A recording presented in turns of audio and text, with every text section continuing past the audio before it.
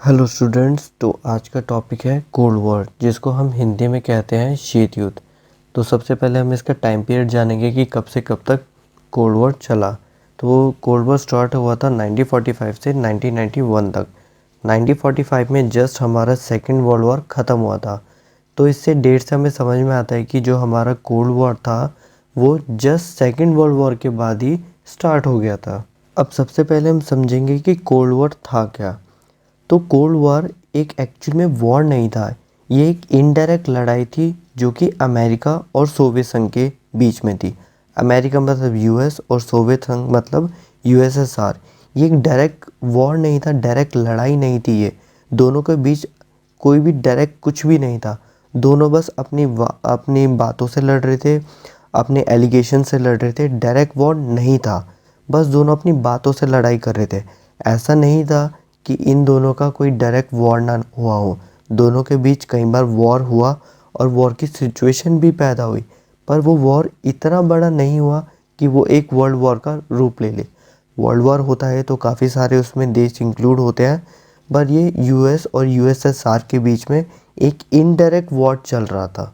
तो अगर अमेरिका और सोवियत यूनियन के बीच में एक्चुअली में कोई बड़ा वॉर हुआ होता तो हम आज पढ़ रहे होते थर्ड वर्ल्ड वॉर। पर इनके बीच में कभी कोई बड़ा वॉर हुआ ही नहीं है।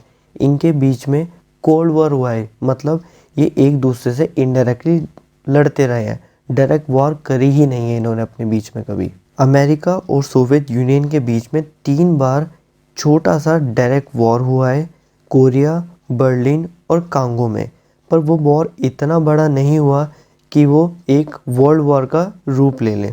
तो यहाँ पे हमें ये क्लियर हो जाता है कि शीत युद्ध जो था वो एक इनडायरेक्ट वॉर था अमेरिका और रशिया के बीच में। वो जस्ट एक इनडायरेक्ट वॉर था, कोई डायरेक्ट वॉर नहीं था, जो 1991 में सोवियत संघ मतलब यूएसएसआर के विघटन के बाद ही ख़त्म हो गया।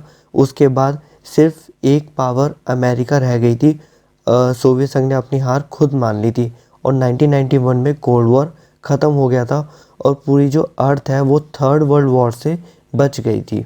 थर्ड वर्ल्ड वॉर से अर्थ इसलिए बच गई क्योंकि अगर थर्ड वर्ल्ड वॉर होता तो कोई ज़िंदा ही नहीं रहता और हमें ये तक आइडिया नहीं लग पाता कि कौन जीता है और कौन हारा है, क्योंकि न्यूक्लियर वेपन सबके पास आ गए थे। अगर एक बार अमेरिका ने उसका यूज़ कर लिया था, अगर दोबारा उसका यूज़ होता और बड़े लेवल पे होता तो शायद कोई ज़िंदा ही नहीं बचता। तो आज के लिए बस इतना ही। नेक्स्ट वीडियो जल्दी अपलोड होगी। Thank you for watching.